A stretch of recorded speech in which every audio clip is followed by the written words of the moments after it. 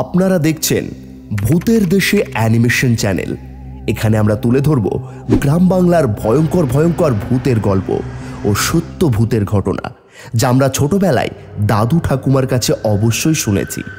এবার থেকে আমাদের নতুন উদ্যোগ, আমরা প্রত্যেকটা গল্পের পর একটা প্রশ্নোত্তরের পর্ব রাখব। সেই প্রশ্নের যারা সঠিক উত্তর দিতে পারবে এবং খুব সুন্দর সুন্দর কমেন্টস আমাদের উপহার দেবে, তাদের নাম আমরা পরবর্তী ভিডিও শেষে ঘোষণা করে দেব। তাহলে আর দেরি কেন, ঝটপট সাবস্ক্রাইব করুন আর সম্পূর্ণ ভিডিওটি দেখুন। আমাদের পরিবেশন আপনাদের কেমন লাগছে জানাতে ভুলবেন না একদম। বিকেল থেকেই আকাশের মুখ ভার, জোরে বৃষ্টি পড়ছে, সঙ্গে বজ্রপাত। আমি সেই বৃষ্টি মাথায় করে বন্ধু প্রশান্তদের পুরনো পৈতৃক সম্পত্তি বুড়িগঙ্গা নদীর তীরে ভগ্নপ্রায় রাজবাড়িতে কিছুদিন কাটাবো বলে আসি। বাস স্ট্যান্ডে দাঁড়িয়ে আছি অনেকক্ষণ থেকেই। কিছুক্ষণ পর একটা সাদা রঙের বাস আসায় তাতে উঠে পড়ি।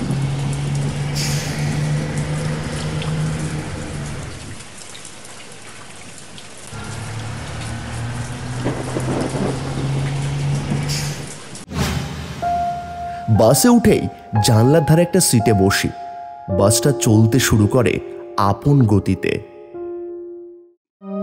বলছি দাদা, আমাকে বুড়িগঙ্গার ঘাটের কাছে এলে অবশ্যই বলে দেবেন। আমি আসলে জায়গাটা চিনি না, এখানে নতুন তো। তা ওখানে এত রাতে কোথায় যাবেন? পুরনো রাজবাড়িতে। ওই রাজবাড়িতে যাবেন? আপনার কি মাথা খারাপ হয়েছে নাকি? কেন, কি হয়েছে? আরে কি হলো কি? কি জানি, হঠাৎ যেন কি একটা দেখলাম, মনে হলো এই শিয়াল কুকুর হবে হয়তো। আমি হঠাৎ শুনতে পাই একটা নূপুরের শব্দ। সেই দিকে তাকাতেই লক্ষ্য করি একটা 16 বছরের যুবতী লাল শাড়ি পরে এগিয়ে আসছে আমার দিকে। আমি অবাক হয়ে তার দিকে তাকিয়েছিলাম। কি অপরূপ সুন্দরী ছিল সেই তরুণী, মায়ায় ভরা মুখ। হঠাৎ করে বাসটার ভেতর যেন একটু ঠান্ডা অনুভূতি হলো। কিরকম বাসটার ভেতরে অন্ধকার ঘনিয়ে এলো। আমি অপলক দৃষ্টিতে তাকিয়ে আছি সেই মেয়েটার দিকে।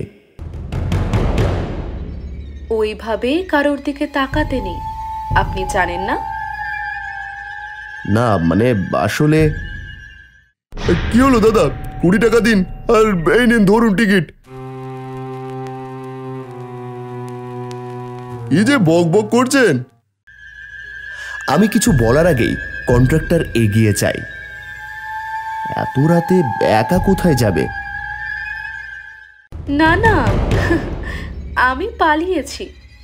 আমার যে আবার বিয়ে দেবে বলছে বাবা। ভাবলাম বাড়ি থেকে পালিয়ে যাই, কিন্তু কোথায় যাব বলো, তাই আবার ফিরে আসছি। আমি আর কিছু বললাম না, বুঝতেই পারলাম মজা করছে। আসুন, বুড়িগঙ্গার ঘাট চলে এসেছে।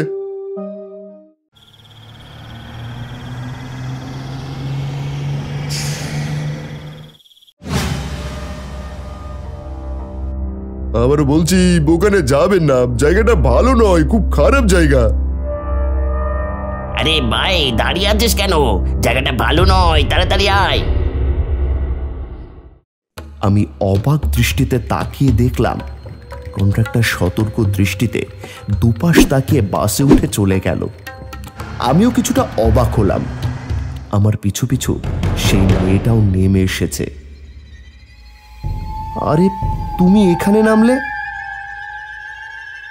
আমার বাড়ি এখানে। কন্ট্রাক্টর তাহলে টিকিট কাটলো না কেন? আমার কাটলো, কিন্তু ওই তরুণীর কাটলো না। ভারী আজব ব্যাপার তো। আমাকে এখানে সকলে চেনে, তাই। তাছাড়া আমাকে সবাই ভয় পায়, আমাকে কেউ টিকিট চায় না। তা তুমি কোন স্কুলের দিদিমণি যে তোমাকে সবাই ভয় পাবে? আমি দিদিমণি হতে যাব কেন? আমি চারুলতা। এখানে সবাই আমাকে এক নামে চেনে।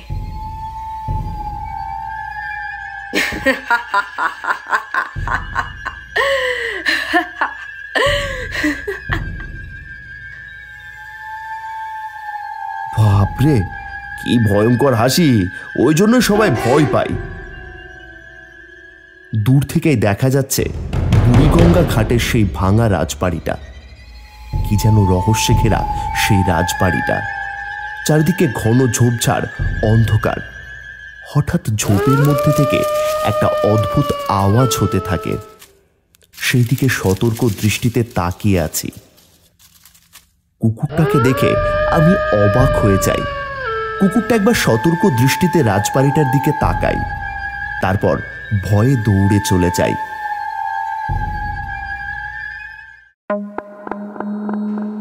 ভাঙা রাজবাড়ির ভেতর প্রবেশ করে আমি একটা ঘর পরিষ্কার করে বসে আছি। হঠাৎ মেয়ের কান্না শুনতে পাই। দেখি ঘরের কোণে দাঁড়িয়ে আছে সেই মেয়েটা। কে কে ওখানে? সামনে এসো, আমার সামনে এসো। আমি কিছুই দেখতে পাই না। একটা আলো আঁধারি ছায়াতে একজন দাঁড়িয়ে কান্না করছে। কান্না শুনে আমার শরীরের রক্ত পুরো বরফের মতো ঠান্ডা হয়ে গেল।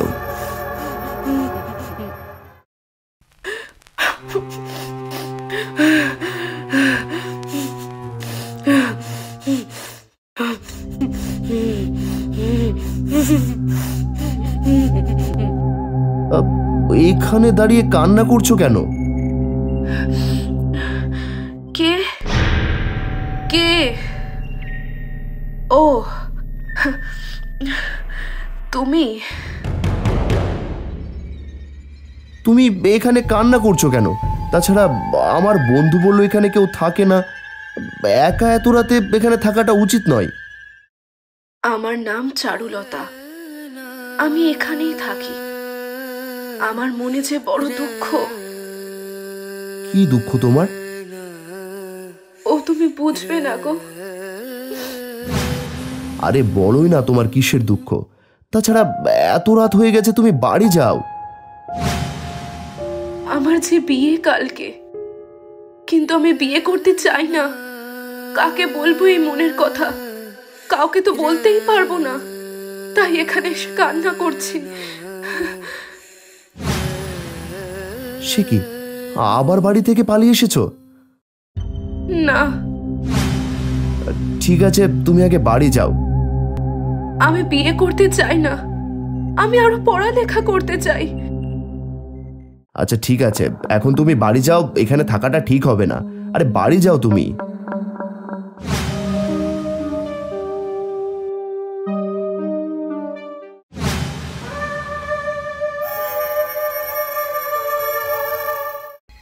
ঘুমিয়ে পড়েছিলাম। হঠাৎ মুখের ওপর ঠান্ডা নিঃশ্বাসের পরশে আমি চমকে উঠি। হঠাৎ করে যেন মনে হলো আমার চোখের সামনে থেকে কেউ সরে গেল এবং ঘরের কোণে গিয়ে কান্না করতে শুরু করলো। ভালো করে তাকিয়ে দেখার পর বুঝতে পারলাম সেই মেয়েটা। তুমি এখানে কি করে এলে? দরজা তো লাগিয়েছিলাম। আসবো না? আমার বাড়িতে আমি আসবো না? এটা তো আমার বাড়ি। চলো আমার সাথে আমার বাবার কাছে। আমার বাবাকে বোঝাবে। আমি পুরো হতভম্ব হয়ে যাই। আমার বন্ধু প্রতাপ বলেছিল এই বাড়িতে কেউ থাকে না, আর আমি এসে থেকেও কাউকেই দেখিনি। তাহলে মেয়েটা এখানে এলো কি করে? আমার হাত ধরে চারুলতা টানতে টানতে আমাকে নিয়ে যায় দোতলার একটা ঘরে। সেখানে দেখি একজন 55 বছর বয়সী লোক সাদা পাঞ্জাবি পরে বসে আছে। আমার বাবা বসে আছে। উনি আমাকে জোর করে বিয়ে দিতে চাইছেন। হঠাৎ করে চারুলতা রূপের পরিবর্তন হতে থাকে। সে কি ভয়ঙ্কর চেহারা হয়ে যায়। আরে উনি কি করে? কে তোমরা? কি চাই তোমাদের? কি হলো? তুমি দাঁড়িয়ে আছো কেন? তুমি আমার বাবাকে বোঝাও, বোঝাও আমার বাবাকে। চারুলতার হঠাৎ গলার স্বরের এইরকম পরিবর্তন দেখে আমি ঘুরে দাঁড়াই। কিন্তু কিছুক্ষণ আগে যে চারুলতাকে দেখেছিলাম সেই চারুলতা আর সেই চারুলতা নেই। তার শরীরের চামড়া আগুনে ঝলসে গেছে। সেই অবস্থাতেই সে দাঁড়িয়েই বলছে।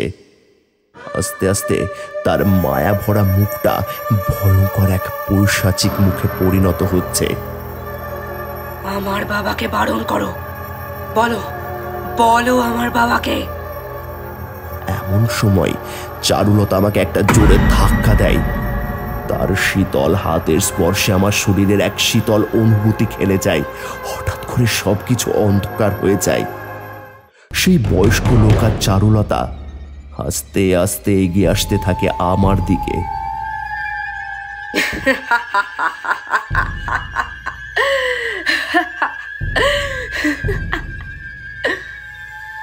না না না না না,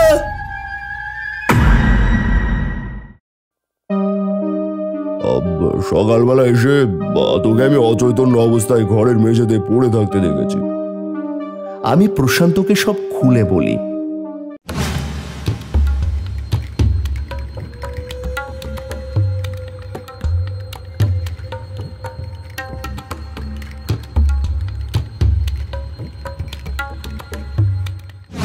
কি বলছিস তুই? তুই আমাদের চারুলতা মনির দেখা পেয়েছিস? তুই চিনিস চারুলতাকে? না, কখনো দেখিনি, তবে বাবার মুখে অনেক ঘটনা শুনেছি ওনার। আমার বাবা ওনাকে কখনো দেখেনি। তবে বলছি শোন, চারুলতা আমার ঠাকুর দাদার বোন ছিল। মানে বুঝতে পারছিস তো কতদিন আগের কথা। ঠাকুরদার বাবা তখন ছিল এখানকার রাজা। কি বলছিস তুই? তখনকার দিনে ছোট বয়সে মেয়েদের বাবা মা বিয়ে দিয়ে দিত। 16 বছরে বিয়ে ঠিক হয়ে যায়, কিন্তু মনি বিয়ে করতে চায় না, কান্নাকাটি করত। আসলে বিয়েটা একটা রাজনৈতিক চুক্তি ছিল বলে শুনেছি। এই গঙ্গার ধারে বসে সবসময় কান্নাকাটি করত। কিন্তু বিয়ে হয়ে শ্বশুর বাড়ি চলে যায়। বিয়ের 1 মাস যেতে না যেতে জ্বলন্ত অবস্থায় পাওয়া যায় চারুলতাকে। সবাই বলতো ডান পিঠে দর্শী মেয়ে, তাই নিজের গায়ে নিজে আগুন দিয়েছে। কিন্তু মনি নাকি ওনার মাকে বলেছিল তাকে ধরে তার শ্বশুর বাড়ির লোকজন জোর করে গায়ে আগুন লাগিয়ে দিয়েছে। তারপর ওনাকে আর বাঁচানো যায়নি। বিভৎস। বাবার মুখে শুনেছি রাজামশাই নাকি পরে অনুতাপ করে বলতেন, তখন যদি মেয়েটার কথা শুনতাম তাহলে আর মেয়েটাকে এভাবে অকালে চলে যেতে হতো না। কিন্তু যেটা হওয়ার সেটা তো হবেই।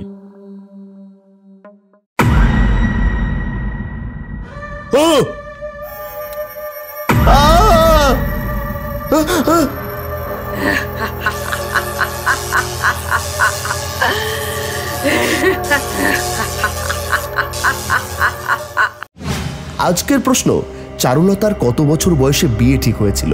14, 16 নাকি 18? ঝটপট উত্তর দিয়ে দাও আর কমেন্ট করতে ভুলো না কিন্তু। আমাদের গত পর্বের বিজেতারা হচ্ছেন